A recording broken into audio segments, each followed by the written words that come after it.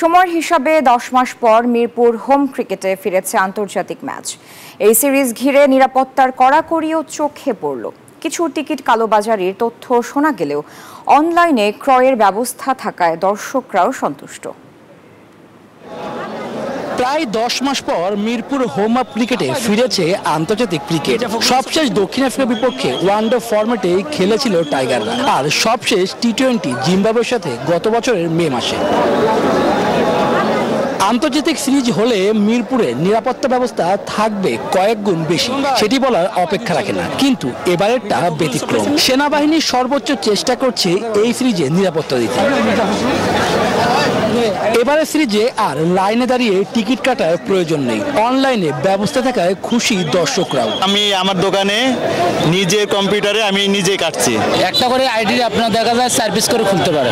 অনলাইনে অনেক ইজিলি আমার হাজবেন্ড নিয়ে এনেছে। টিকিটে বিড়ম্বনায় পড়তে হয়নি, আমি অনলাইনে টিকিট কেটেছি, কেটে জাস্ট প্রিন্ট করে নিয়ে চলে এসেছি। মিরপুরে পাওয়া গেল টি-20 অধিনায়ক লিটন দাসের ফ্যান। বাংলাদেশ টিম নিয়েও জানালেন নিজেদের ভাবনা। লিটন আমার শ্বশুর বাড়ির এলাকার লোক, সো ওর প্রতি আমার একটা আলাদা টান আছে। অবশ্যই অনেক বেশি আশাবাদী এই দলটা নিয়ে।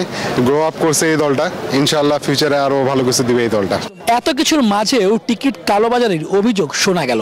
800 টাকার টিকিট 2000 টাকায় নিলাম, বাট এখন টেনশনে আছি যে ঢুকতে পারবো কিনা। 400 টাকাতে টিকিট 800 টাকাতে কিনতে হয়েছে। শুভ দেবনাথ, নিউজ 24, মিরপুর শেরেবাংলা স্টেডিয়াম, ঢাকা।